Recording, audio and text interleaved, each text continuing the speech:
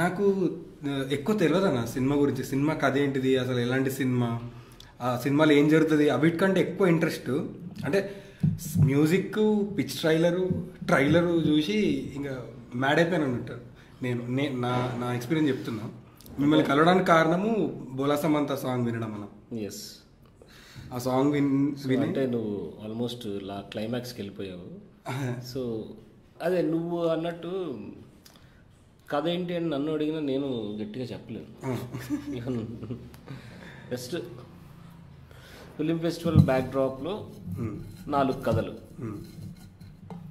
And November 11th night కథ రాశాను. 12th morning రోహిత్కి చెప్పాను.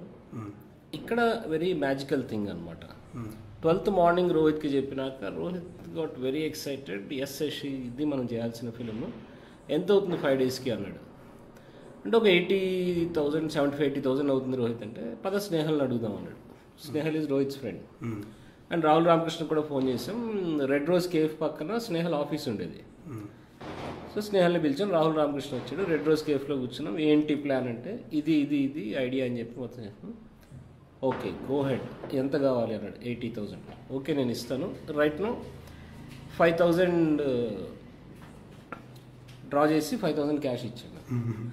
That was the first biggest push. Okay అంటే నేను రోహిత్ చాలా ఐడియాస్ డిస్కస్ చేస్తున్నాము. అప్పుడు ఒక ఐడియా మీద కాంక్రీట్ అయ్యాం. ఒక ఆటో వాడు అండ్ ఒక ఫ్యాన్సీ స్టోర్లో పనిచేసే అమ్మాయి లవ్ స్టోరీ అని చెప్పి.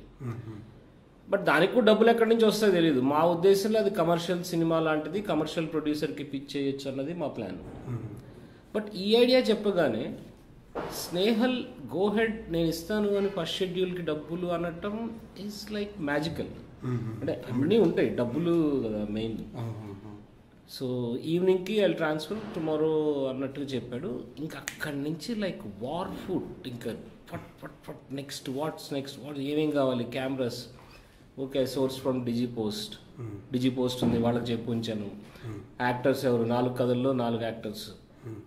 ఫస్ట్ ఐడియా ఏంటంటే ఈ ఫెస్టివల్లో 4 క్యారెక్టర్స్ ఆ ఫెస్టివల్కి వచ్చినట్టు ఎస్టాబ్లిష్ చేయాలి ఫస్ట్ కథలో. 4 కథల్లో. బట్ మాకు రాహుల్ రామకృష్ణ తప్పితే మిగతా ఎవ్వరు ఫైనలైజ్ కాలేదు. మిగతా 3 స్టోరీలు వాళ్ళు. సరే ఓకే రాహుల్ రామకృష్ణతో చేద్దాం. అండ్ లొకేషన్కి వెళ్ళాము. నాకు అంటే నా లైఫ్లో ఫస్ట్ టైం నేను యాక్షన్ ఒక షార్ట్ పెట్టబోతున్నాను. అదే నేను అడగబోతున్నాను, ఫస్ట్ సినిమా అని. ఫస్ట్ టైం అంటే అంతకుముందు ఒక షార్ట్ ఫిలిం చేసి లాంగ్ బ్యాక్ ఆపేసాను. This was like my first time అంత పెద్ద దాంట్లో.